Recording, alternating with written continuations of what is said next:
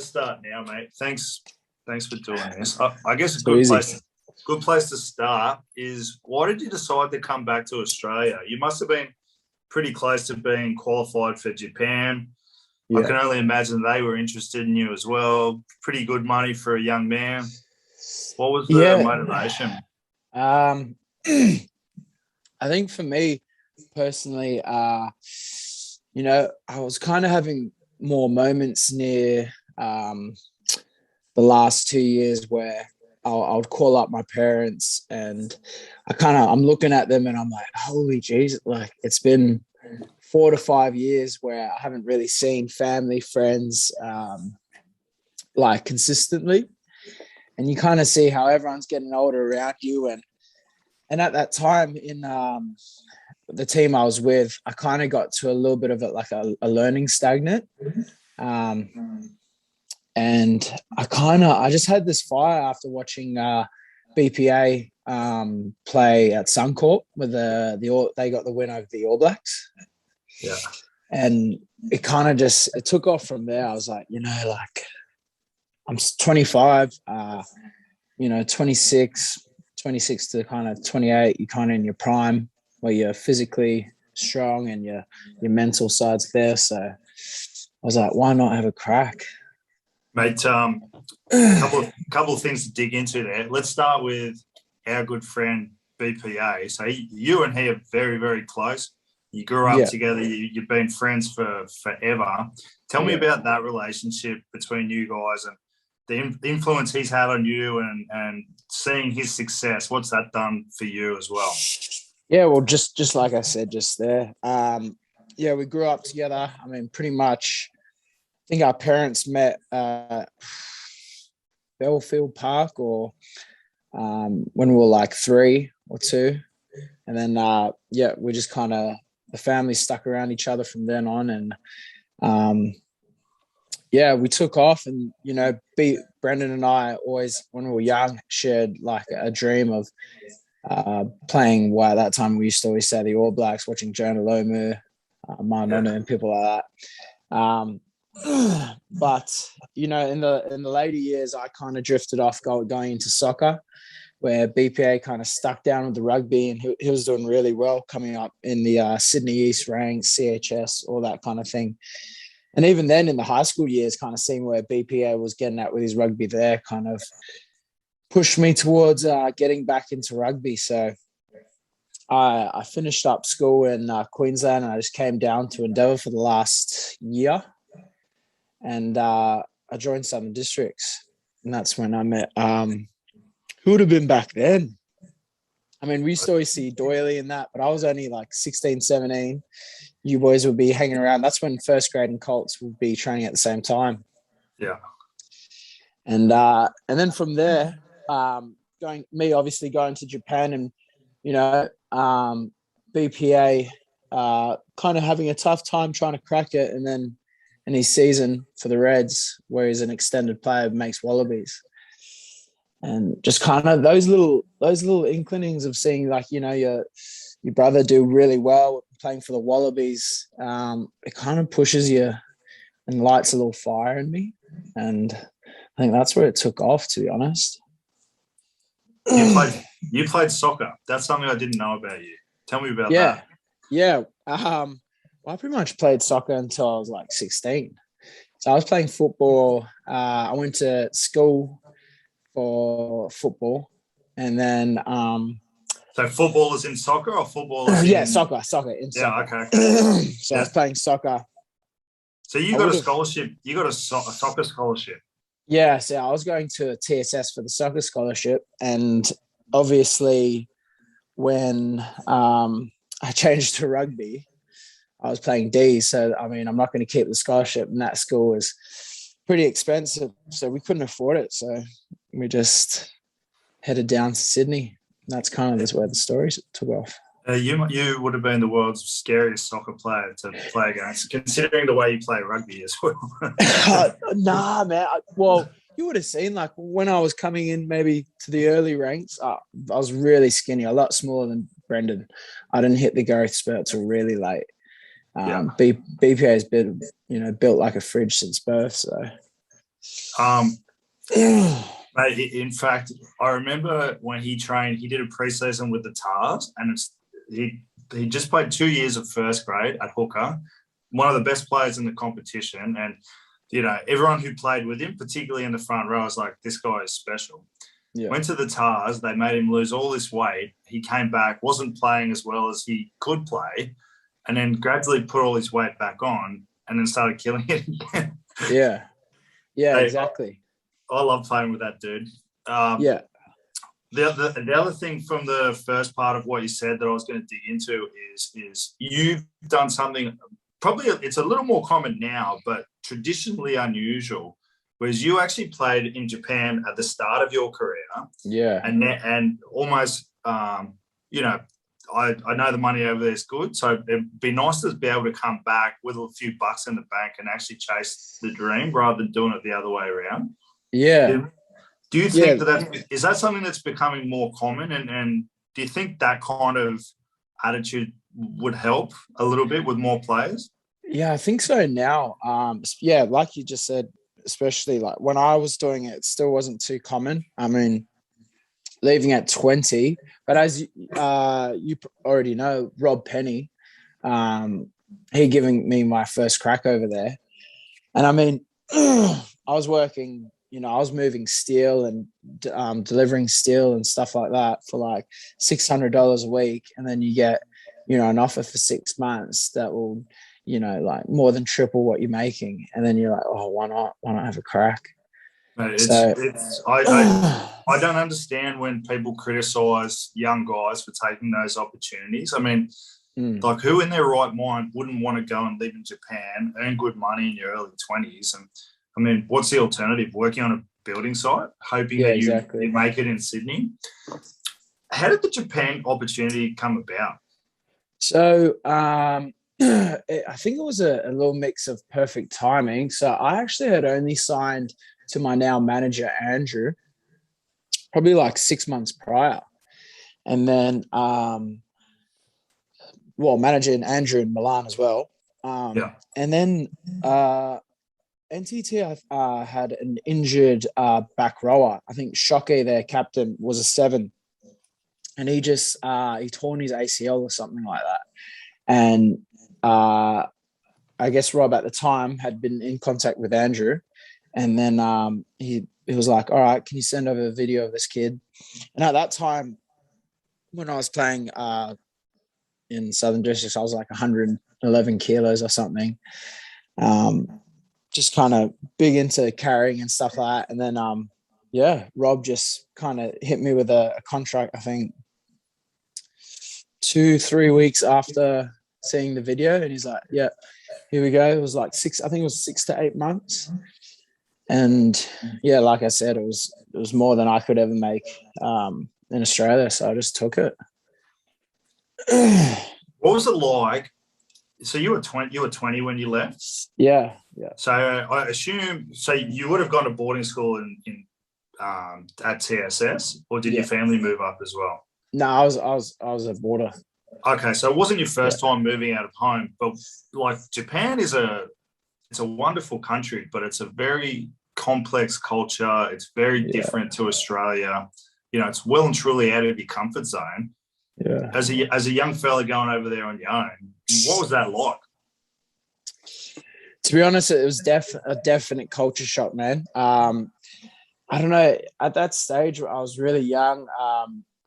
Even with the contract, I actually didn't tell my parents I got it until probably like a month after I'd already signed it. I've always kind of been a guy who's kind of like, I'll just do it with actions instead of talking about it. So, yeah, it came to this point when I was like, all right, parents, I'm off. And then they were obviously shocked by it. But I just kind of rocked in, didn't really put the most thought into it. And, mate, I arrived there immediately barraged by there's no English being spoken at all.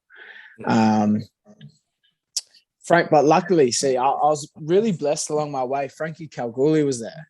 Oh, yeah. He had already spent like 4 months there. So I was able to get his kind of like knowledge, and he took me under the wing a bit, but massive culture shock, man. But I think as you would know, like with the Japanese as well, they're the most polite people. Like they'll try their best to speak, a little bit of English to get it by, but food, everything. It was quite overwhelming my first year.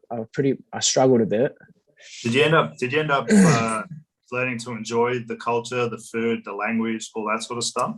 Yeah, I think once you I think you would know as well. Just when you travel, you gotta immerse yourself into it, don't you? Like you can't sit back and kind of be an Australian when you know you're going to live there. You can't just like have this kind of idea of I got to live like an Australian. You kind of got to immerse yourself in their culture. Be like quite robotic when you see the green lights and not walk across the road. You're stopping. You're waiting there, even if there's no cars.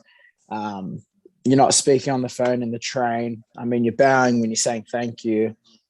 Just simple things like that. And once I immersed myself, I loved it. I loved the country. And especially where Chiba is, it's probably one of the most, like, it's kind of like, what would you say, the Rose Bay or Darling kind of harbor living area of Tokyo. So it was unreal. What about the food? Was that something, were you someone that always had like an adventurous tasting food, or was that something you had to get accustomed to as well?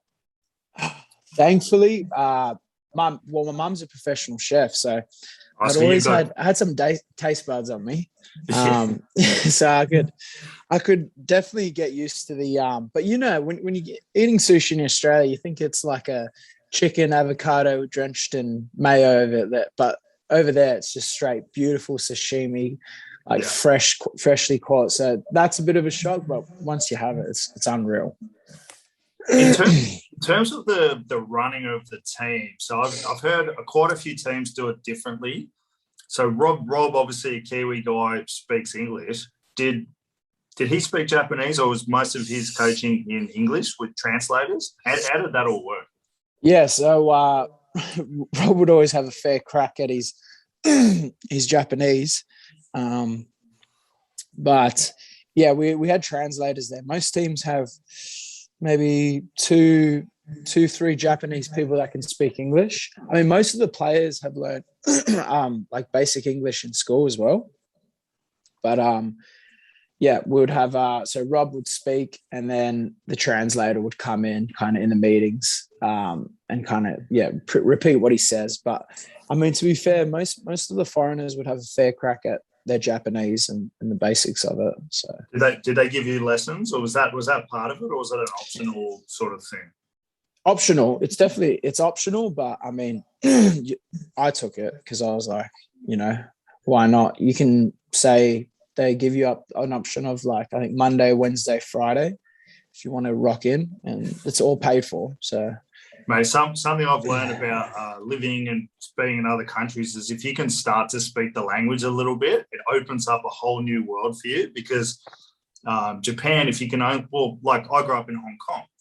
Everyone speaks English in Hong Kong, basically, apart from a few Chinese people. But having the ability to speak a little bit of Chinese opens you up to just a whole new world that you wouldn't have even known. Exactly. What about the Sunwolves? Tell me how that came about. Who was it? Tony Brown who was coaching them at the time? So, well, my first year, it wasn't. It was my first year. Who was the Brown? It was Philo Tiatia, my first year. Yeah. So, my first year, I just finished my 6-month contract, and I got offered another 2 years to NTT. And then Rob just came up to me kind of near the end of the year, and he's like, "How would you like to play some Super Rugby?" And I was like, "Yeah, obviously, I'd be super keen." He's like, "All right, I'm gonna have a talk to Philo," and he was like, "For me, I want you to obviously keep growing, so I'm going to try and get you a part of the team." And so Philo didn't really know me at all, to be fair. He just kind of went off what Rob said, and thankfully Philo gave me an opportunity. And yeah, I got to train. I think I only played maybe eight games that year, or 9 games. So it wasn't the most, but just to be immersed kind of in the Super Rugby experience and world was massive. And was this your first year in Japan, or was this the second? This was my first year. So you've gone from playing a bit of first grade, second grade, first grade shoot shield, to moving to Tokyo, and then all of a sudden you're playing Super Rugby for the Sunwolves. Yeah, exactly. Yeah, mate, that's crazy if you think about it. Well, exactly. That's what I kind of meant. I mean, in a way, it's kind of all been the same journey, but obviously overseas. I mean, I think that's what's massive for players, and what players are realizing now is, I feel like Australia's kind of lagged behind a little bit with growing their youth through and kind of being able to support players like coming up. And I think players are discovering, like, okay, there's still a route I can take where I can actually make money as well, and then hit Super Rugby if interested. I feel like that's what Japan did for me, especially. So, who was it? Jamie Joseph and Tony Brown? They were coaching the Sunwolves at the end of it. How did that all work? No, it was Tony Brown. It was Tony Brown, Scott Hansen. So Scott Hansen now at the Crusaders. Tony Brown, obviously Landers legend. So those two. Yeah, so I was just going to say, what was it like being around guys like that? Because Tony Brown's a bit of a legend as a player, and apparently a very good coach as well. Oh, mate, he honestly has been one of, paired with Rob, Tony has been one of the most influential coaches I've had the pleasure to work with. He also, I think what is massive for a team is that New Zealand teams kind of thrive and kind of beat Australia at its team culture. I mean, early on in the season, I can just, for an example, where we had 6 weeks to kind of get ready. As the Sunwolves were always a short preseason because we'd just finished top league coming into Super Rugby. So it'd be top league, we'd get maybe 4 or 5 days off, and then we're into preseason of Sunwolves. So week 2, I mean, you know what a preseason's like, pretty tough. But after I think the third day, we all finished training, we get caught into this room, and he's like, all right, sit down. And we all sit down. He's got some music playing. He just puts down a case of 24, and he's like, it's time to bond, boys. And everyone cracks open a beer, we're all yarning, and he's just immediately talking about, you would know, like a good night out with the boys or a good couple drinks with the boys. Everyone kind of mends and forms relationships, and guards go down with, the boys will have a crack all of a sudden. All of a sudden we've got, Edward Quirk, who would be fluent in Japanese, which is not the case. It's not the case. So he just understood the team culture, and he brought us together. And I think that year is kind of when I started to probably hit my form. And it's for his coaching. He gets it, as in he knows it's like rugby's rugby, but life isn't just rugby. And I think that's what was really special with him. He sounds like my type of coach, to be honest with you. Yeah, mate. A top bloke. I mean, as another example is would have a play for the week, and he's just like, say one of the boys get a bad pass, and he's like, hey, mate, next time you catch it, if you try to flick it behind your back, he's like, he's all about kind of flaring it and making the game it is. And that's one thing I love about footy, is just kind of off the cuff things, play what you see and express yourself. And he was all about that, which was unreal. I got a theory that there's 2 ways for a team to bond, and it's the Bears and the Broncos. And you've got to have a good mix of both. You've got to have a good mix of both, and you've got the perfect sort of storm. Yeah. But I think some teams you go, it doesn't work if you're too far one way or the other way. You got to have a good balance. And exactly. I've been in teams that have gone too far the Bears route, and I think a lot of Australian rugby is probably too far the Broncos route and not enough the Bears. I got to ask before I forget, bro. Rob Penney, tell me about him. Obviously, you came back to Oz to work with him, and then all the stuff happened with the Tars. What's he like as a coach? What's he like as a bloke? What are your thoughts? Yeah, as you said, well, I originally signed to Tars to kind of come back to work under Rob. Obviously, hearing he got sacked was terrible, but just a top man. Like he's kind of similar in Tony Brown in ways of like expressing yourself. Like I remember after my first year, he's like, "All right, I want you to start kind of getting a kicking game about yourself." I was like, "Really?" He's like, "Yeah, on the edges, you know." Were you a number 8 at the time, or were you playing centre? Yeah, right. No. So I'm playing back row. Yeah. But you know these days how back row on the edges. He's like, I want it to be, I want it to be an option that you can, you know, drop it on your right and left foot to grab it through and then pick up. So stuff like that. But he also really knows what he wants as well. And he knows the balance, like you were just saying then. Like he would come out with us lads for a couple of drinks, get amongst it, you know, bring rounds for the boys. But he would also, you know, be into you about getting in contacts and switching on when it comes to your rugby. Yeah. And I think that's one thing I can definitely appreciate. I heard an interview with Steve Hansen the other day about, you know how some coaches try not to get close to players because then they have to make tough decisions about them? Yeah. And he's like, I don't understand why you wouldn't want to get close to your players because you'd be able to coach them better.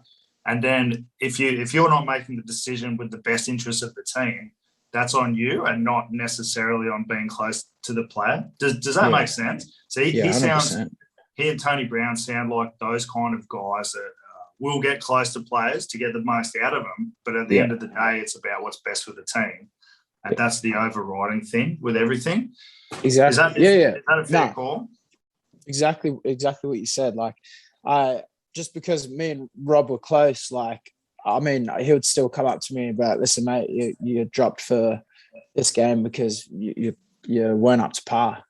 Yeah. And I mean, someone you respect, it's kind of like when your old man would tell you, all right, this is, you didn't have the best game, this is what you got to do. And I mean, some people react different, but if you're a person who truly loves your rugby, I feel like you want criticism, you want to grow, because I mean, you don't grow if everything's smooth sailing. Mate, I couldn't agree more. It's almost like you know that this guy loves you, so he's being honest to you. If that makes sense. Let's jump back. I just jump around, bro. It's just the way my stupid brain works. How close were you to playing for Japan? So at the time I was in the camp, I was training 12. So yeah, pretty much off the bat, I'm told I'm in the camp and I'm preparing at 12.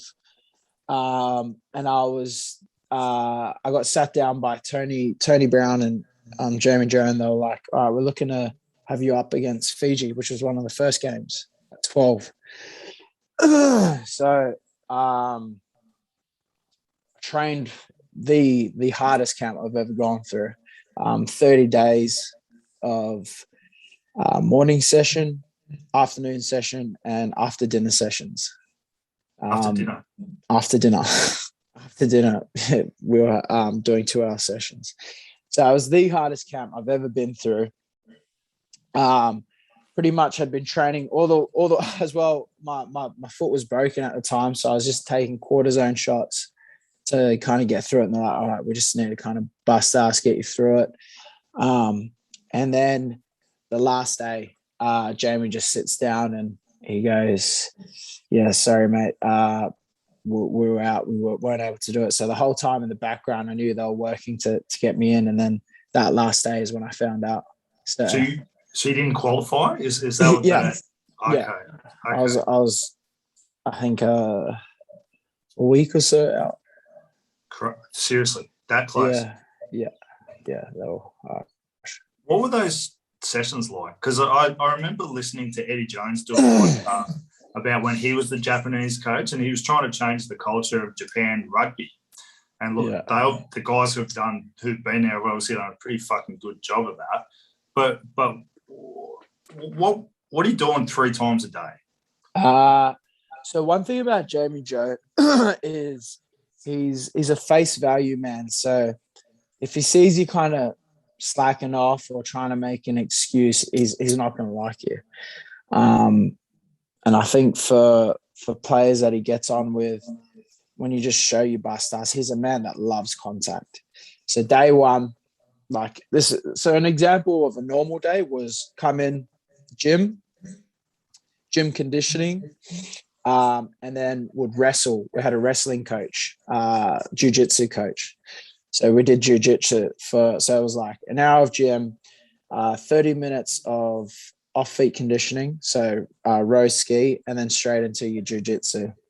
So what time did this start? So that would be 8 a.m. start till 11:30, 12. So gentlemanly. Yeah.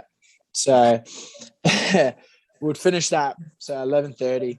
We'd have our lunch around 12 or 1.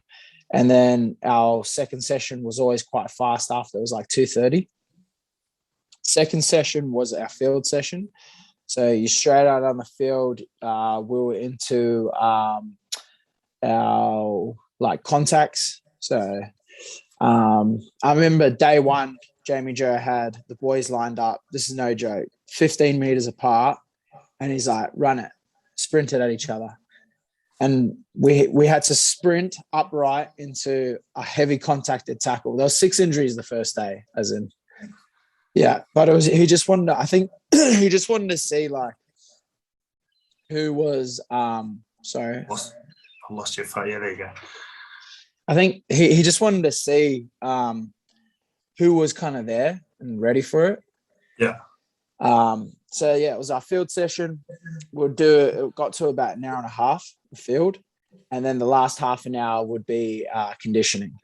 So we'd have either broken Bronco sets, as well as sometimes, a lot of the time we had weights on the field. So we had to like do like a couple weights, burpee over bar, and then, yeah. So we'd finish that usually around 4:30 or 5. Head in, dinner, 6 o'clock, and then I think it was 7:30 start for our night session. 7:30 forwards. This is the time where thank God I wasn't in forwards. They had more D and scrum for hour and a half sessions with the night ones. How many times a week did you do that? So we did that every day except Saturday. We only did till the afternoon, and then Sunday off, and then back on. So Monday to Friday, 3 sessions a day. Saturday, double session. Sunday off. And how many weeks? And you did that for 30 days? 30 days. Mate, that is fucking insane. Yeah. It was the toughest camp, but I think mentally it's helped me. But yeah, it was the toughest camp. Did they smash your recovery, make sure you had heaps of food between sessions, or was that kind of all on you? Nah, so we were in like a hotel and that, and food was massive. So like you were given what you needed to. But everyone straight after, everyone was into the ice bars, everyone was into the Normatex and stuff like that. I mean, we had massages, I think, every second night for 30 minutes. And yeah, you just had to get into your stretching straight away. So Jamie Joseph? Yeah, Jamie Joseph, yeah. When did you do this? Was this before the World Cup, or was this before? This was before World Cup. This is our World Cup training. This is before the trial game against Fiji. Okay, so a week later, you still would have qualified for the World Cup. Is that right? No. But there's a cut-off deadline. Okay. So I think by the end of it, yeah. I was out. Okay, but still crazy experience, good experience. Yeah. Oh, I mean, you can take it 2 ways, man. I was devastated, to be honest. I mean, because I was playing through, like, I was in agony every night because my foot was just broken from sunwolves, and my rib cartilage popped out on the last. I think I was playing the last 4 or 5 games. Did they know that, by the way? Yeah. They knew that. Yeah. You know how it is. Just cortisone and just do your best, kind of thing. So to be honest, when I found out, I was just overwhelmed. I think it was, a lot. I just kind of started tearing up, and like I was just like, holy, like I've just slaughtered myself, and now I'm told I can't like do what I was all for. Yeah, it was like studying every day, 3 times a day, 30 days straight, and then being told there's no test. And what was the point of it? But like you said, you got to kind of take the good with the bad. Well, mate, when you end up playing for the Wallabies, you'll go, I'm glad all that happened. That's what I'm hoping. I'm hoping it's all kind of worked in. Looking at how well Japan played in that World Cup, I think Jamie Joseph would probably feel pretty validated about how hard he was working you guys. Because, I think so. Like Japan in that World Cup, like they didn't win the World Cup, but they kind of won the World Cup. If you know what I mean. Yeah. It was pretty exciting to watch, and like, they really got the most out of them. Like you said, I feel like it was the biggest standout where people were blown away. Far out, we probably do need to take Japan a bit more serious, which is awesome. And I think it shows a lot of people that you can probably work a lot harder than you think you can. Yeah. Because I feel like people feel like a lot of players would look at that and go, oh, that's just way too much. But then look at how well they performed, Yeah. Let's talk coming back to Australia, bro. So you've come back to the Tahs in probably the most unusual circumstances possible. There was the COVID situation last year, still having the effects this year. The head coach gets sacked midway through the season. Young boys, new group, just weird circumstances, really. Yeah. What was it like coming home? Was it good? Was it strange? How did you feel about it all? Yeah, it was a little bit of a shock, but it also helped me sympathize for the lads as well, of like what they've gone through. I mean, people don't really know the full extent of kind of what the team has kind of had to endure this year. We've had I think 2 or 3 more staff members leave ahead of performance, like the general kind of manager. So the boys have it's kind of just been near the end of the season, it was kind of like, let's just hold on, kind of, get these games out. And then I feel like we're going through now a rebuild stage where, hopefully we can rebuild our staff, and kind of, come back to build Tahs as what we know they can be when, people like Izzy Folau and all that we're here. Because it's a top tier organization. I mean, the Tahs in their prime of how they can be. But yeah, it's definitely, it was a bit of a shock, but it helped me kind of sympathize and really understand that these boys have kind of made do with what they had. Well, it's a very weird situation that the boys are in, because there's a lot of young guys there. They're living the dream. Like, you're playing for the Waratahs. That's, you play rugby in New South Wales as a kid. You want to play for the Waratahs. And, they're under all this pressure that's not necessarily of their own doing. And they're learning, a lot of guys are learning how to play professional rugby while they're playing professional rugby. If that makes sense. I mean, you're lucky you had a 4 or 5 year stint learning how to be a professional. Yeah. But a lot of the young guys coming in, it's completely new to play. It's completely different to playing shoot shield. Yeah. And I kind of feel like, how they say teams have different cycles of development. I feel like the Tahs are at the beginning of their new cycle, and they're the only way they can really go is up, and they will get better. What about the coaches? What about the players? Everyone welcomed you. It was pretty easy to come back in. No, a great bunch of lads, but as you said, they're so young. Like, I'm 25, and I've never really felt like any team I've gone to, I've been a veteran. And at this team, I feel like I'm one of the old blokes, which is different. But like you said, young bunch of boys, but great lads. Like very welcoming. It was easy to sink in and kind of get back into it. But yeah, so in terms of the coaching stuff and things like that, I think we kind of had two of the assistant coaches, kind of just working together to get out what the rest of that season was really. I don't really know too much about Coleman. I've heard good things though from like people like Tabsy and stuff like that. This is a good coach. This is a good coach, mate. He's good. Yeah, exactly. I was talking to someone about him today, and the thing that he will bring, and I'm not saying anything against anyone else because, Rob Penney's a winner as well. Yeah. But DC's an out-and-out winner. He's pretty much won everywhere he's been. So yeah, I think, and he'll really understand the culture of the place, which I'm not sure a lot of other people can do as easily, maybe. Yeah. Rest of the year. So you're playing with South for the rest of the year. Are you like Super Rugby's done, isn't it? You've got no more games. Then it's back into pre-season. How many years have you signed with the Tars at the moment? 2 years so far. So okay. I'm on a 2-year deal. See what happens. Yeah. We'll see what happens, and hopefully next year be able to get a really good season with these guys, and see what kind of opportunities arise from that. Do you know what the season's going to look like next year as of yet? No, I got no clue, to be honest.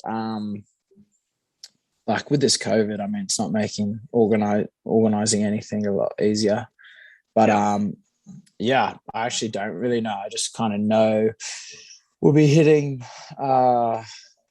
pre-season, I'm guessing around November, and then a little quick one before December, Christmas break, and then start to build for next year. Nice, man. Well, thank you for your time. I've got a few more. I just got a few random questions for you, and then I'll let you go back to whatever it is you're doing, my friend. Who's been the biggest influence on your career? Big influence on me.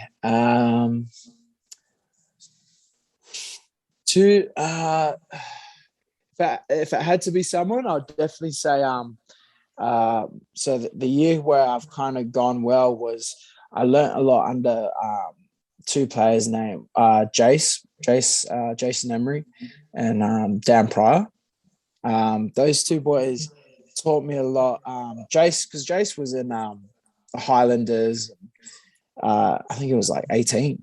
So he was playing like top tier rugby at a young age, and he kind of taught me looking over video, stuff like that, like preparing yourself, and that when you prepare yourself, you can play with confidence because there's nothing to really be worried about. And DP taught me a lot in terms of just like mental well-being. I mean, I used to sometimes overtrain my day off, so I'd go gym and kind of be like rugby. And then he kind of taught me about switching off and learning to kind of enjoy life for what it is as well. Yeah. And I feel like when I kind of nailed both the on-field and the off-field, it helped me a lot. That was going to be my next question. It was more about the mental side of the game. Do you get anxiety when you play? No, not really, to be honest, because like I just spoke to you then, I feel like I know the preparation I need to do to play well. And when I check that off the list, I honestly do not have any doubts. Like I'll be like, what else can I do leading up to this match? He taught you that, or did you ever get any outside help with that? No. So I felt like I just learned from the players, to be honest. I learned from and having the good yarns with DP and Jace about it, just as in, when you train hard, you're training on the field, do your off-field stuff. So look over video, do those kind of extras, your recovery, and then, enjoy life, enjoy the outside world. I mean, there's a lot to live for. So, mate, exploring places. You're very lucky to learn that at your age, mate, just quietly. Because I feel like a lot of guys will go through their entire career dealing with anxiety and, because it's a weird job what you guys do is you're being judged every day, every week, publicly. And it's full on. And unless you can get the mental side of it right, I think a lot of guys really struggle with that. Yeah, exactly. What do you do in your free time? Free time, I do enjoy basketball. Been balling up a lot with one of the boys named Maki, Nwanganitawasi, the other Fijian in the TARS team, and I enjoy our photography. So get into a bit of photography, a bit of videography. Use your ISOs and all that sort of shit. Yeah, exactly. Using and also like a little bit of fashion. I do enjoy some good kit and coffee. Japan kind of got me really into coffee. So I used to travel the streets of Tokyo on my day off Wednesday, like looking for new coffee spots. Yeah. So a bit of a coffee fiend. Couple more questions for you, mate. Why do you play rugby? Wow, what a question. Why do I play rugby? Wow. To be fair, I love it. Like I love performing. I kind of always felt from when I was young, I was going to do something like, it sounds weird, but like performing, or if it was going to be artsy, if I was going to do like acting, or if I was going to do rugby, I knew I just wanted to perform and kind of get into something like that. And so I just love kind of getting out there, and especially I feel like in attack and stuff like that is where I kind of just really enjoy myself, to be honest. It's a weird, I think even you could say it, it's like you have those moments when you just kind of, you're living in the moment, because I think when you play rugby, you got to be present. Yeah. So it's just one of those. That's exactly it. That's the reason I enjoyed it, mate, because my head is always somewhere here, somewhere there. And for that, it's every week. Your head is worrying about that guy trying to push your head through your ass. And you've just got to deal with that. And I think that, that's a great answer. What are you going to do once you finish playing? To be fair, I feel like I'd love to have my own cafe or a bar or something like that. I'd love to kind of learn a lot more about that, the business factor, but also I've got quite an imagination, because I feel like I can see like an awesome bar that I could set up from the influences of traveling to South Africa, Tokyo, Argentina, and being able to kind of have like a little influence from each of those, and hopefully like a nice wee coffee shop could be good as well. You do a coffee shop bar like they do. Yeah, exactly. Yeah. Where's your favorite touring destination? Argentina was pretty awesome. Where'd you go? Where'd you go over there? Buenos Aires. It was Buenos Aires. We were there. Yeah. As a young single man in South America, when I was there, it was a great experience. And South Africa was pretty awesome, man. Cape Town. Yeah, Cape Town. I mean, $12 ribs, $2 chocolate thick shakes. It's unreal. I've never heard a big boy complain about South Africa, mate. Yeah, no. You can't go wrong in South Africa, especially with that rand conversion. Let's finish on this, mate. What advice would you give? Well, you're 25 now. Let's say 15-year-old Rahboni Vosayaco. Yeah. Did I say that right? Vosayaco, yeah. No, you're there. You're there, bro. That's good. It's a tough one. Advice I would give. What advice I would give? Probably live in the moment. And that I think you just got to be patient and, like I said, live in the moment of each kind of thing that you get, each stage of your life.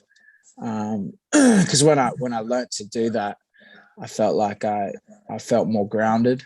I mean, living over in Japan, you can lose your feet a bit, you know, if you're just living kind of out there. But if you kind of stay grounded and live in the moment where you're just like, all right, I'm here in Japan right now, I've got training, and then you're having a coffee, but just kind of taking those little moments at a time. Yeah. I feel like you're going to appreciate life a lot more. Because, I mean, you know, rugby's an amazing thing, but I think what you got to remember too is like life's a massive thing. So if you can enjoy your life and enjoy those moments, everything else will follow suit. I forgot to ask you. That was beautiful, by the way. I'm gonna write that down. How was COVID in Japan? So mate, to be fair, that last block in Japan was a bit of a shit fight. Yeah, we got locked down probably like a month after I got there. We had a 2-week lockdown. We're getting even through the season, we were having COVID tests every Monday. But our season kept getting delayed, so I ended up having a 6-month preseason. Right. So it cooked me a wee bit. And to be fair, I think Japan's kind of hiding it a little bit so they can get this the Olympics through. The Olympics, because they got so much funding to get through. So and mate, that's worth so much money to them. It's billions. It'll be billions of dollars. Yeah, exactly. Well, mate, this was a fucking great conversation, my friend. Good yarns, brother. Thank you so much for doing this. And so easy. Yeah, when will I see you next? Are you guys still in the bubble or? Yeah, we are. We are still in a wee bit of a bubble, but I mean, I'm on a little break right now. Yeah. Yeah, I guess probably see you at South. So once the lockdown's over, you'll be back training and playing with us? Okay. Yeah, hopefully. Good shit, mate. Well, enjoy the break. Enjoy the break. Thanks, brother. I'll see you in a couple of weeks. Appreciate it, man. Take care. Thanks, bro. See ya. Thanks, bro.